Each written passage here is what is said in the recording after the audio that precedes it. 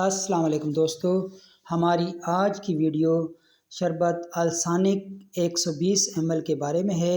تو اس کا formula scroll fact ہے۔ اس کی ریٹیل پرائز 345 روپیز ہے۔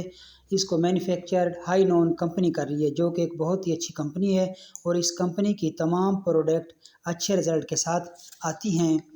تو یہ جو السانک شربت ہے نان سسٹمک میڈیسن ہے، یعنی یہ دوا خون میں شامل نہیں ہوتی بلکہ نظام میں جا کر جذب ہوتی ہے اور اپنا کام کرتی ہے۔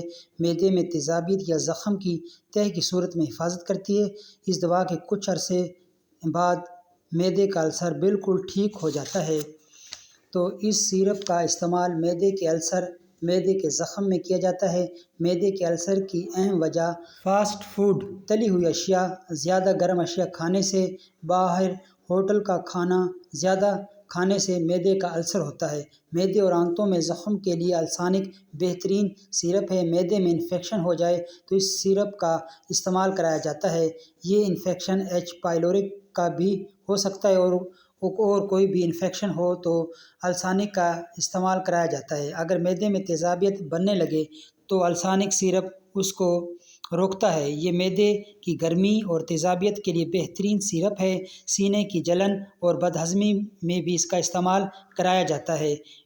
پیٹ کے تقریباً تمام امراض، مثلاً پیٹ درد، پیٹ کے اوپر والی جگہ پر درد ہونا، مروڑ، پیٹ میں گیس ہونا، پیٹ کا پھولنا وغیرہ، یہ سیرپ بہت ہی فائدہ مند ہے۔ باہر کے کھانا کھانے سے منہ میں چھالے، منہ سے پانی آنا، تیزابیت کے لیے اس کا استعمال بہترین ہے۔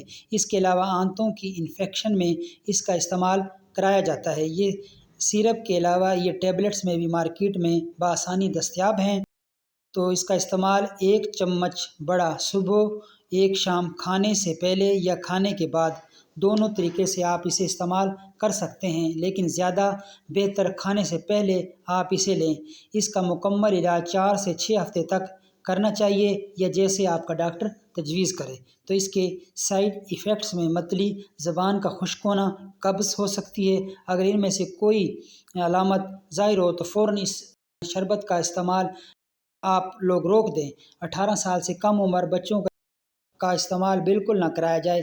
تو دوستو، یہ تھی آج کی ہماری ویڈیو پسند آنے کی صورت میں ہمارے اس پیارے سے چینل کو سبسکرائب کر دیجئے، لائک کر دیجئے، ویڈیو کو شیئر کر دیجئے، اور ایک پیارا سا کمنٹس کر دیجئے۔ اگلی ویڈیو تک کے لیے اللہ حافظ۔